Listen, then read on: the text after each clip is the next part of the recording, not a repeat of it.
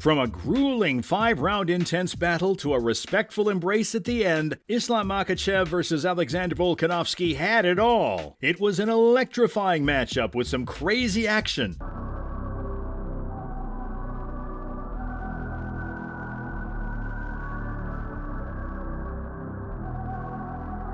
But despite having fought just a few weeks ago, it seems like both MMA superstars aren't ready to close the chapter just yet. This fight could not have been better. I mean, it had everything: exceptional striking, dominant grappling, and a brilliant display of heart by both fighters.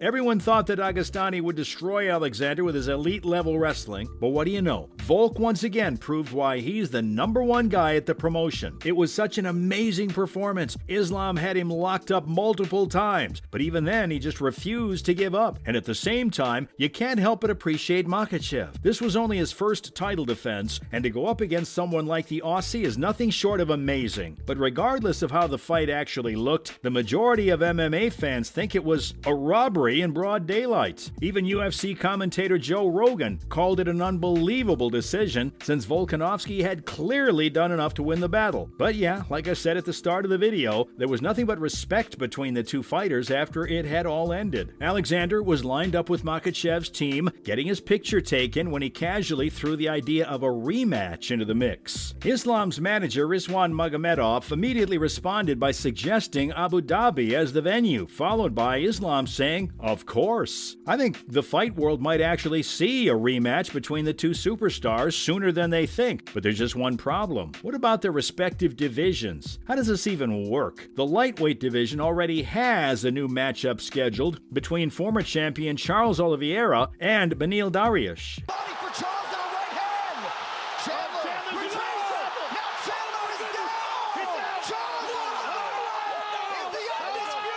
And since the winner of that bout is most likely to become the #1 title contender, where does that leave Islam's hopes for a rematch against the Aussie? Plus, there's also a new interim featherweight champ who's super eager to get his hands on the title. So both weight classes are locked up right now. And I think the last thing Uncle Dana would want at this point is to keep them locked up. Or in other words, what's the point of holding two divisions just so these guys can fight again? Wouldn't it be better to see them go up against someone different? So now you got Yair versus Volkanovski, right?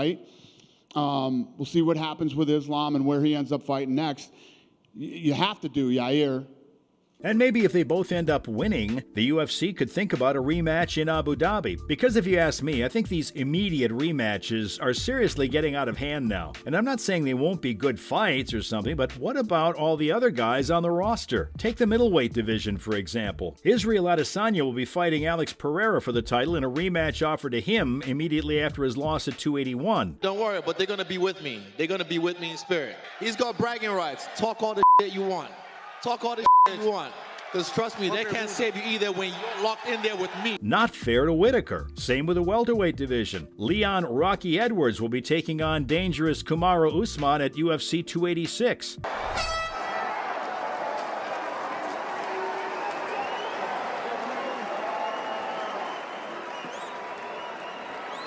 Not fair to Khamzat. But what's the point of telling you all this? Well, rematches lead to complications within weight classes. Two title contenders will have to sit and wait while Islam and Alexander battle it out all over again. Even Daniel Cormier thinks it won't be unfair to their divisions if the UFC pursues a rematch, and that's exactly what I think. Like, is everyone seriously forgetting the fact that both these fighters have divisions to tend to? I mean, imagine how unfair it would be to Yair Rodriguez if Alexander made him wait just to star in a high-profile rematch again.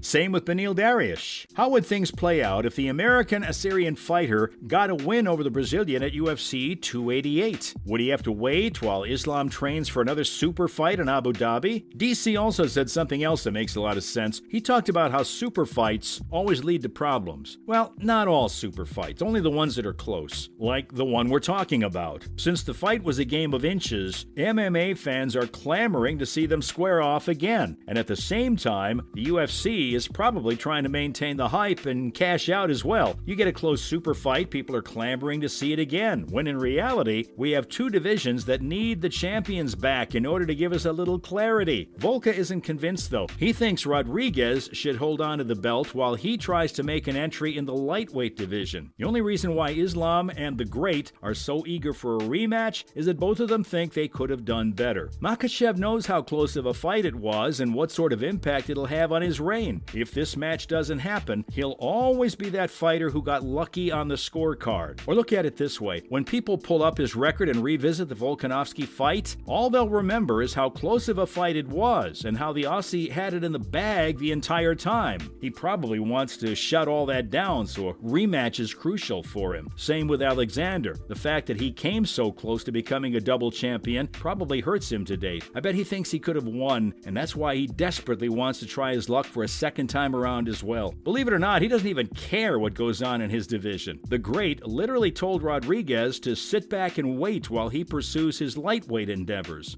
I'll be back in the lightweight division, but for now, let me go and settle this featherweight division. Congrats to Yair, and now we build up a big featherweight fight. Let's go.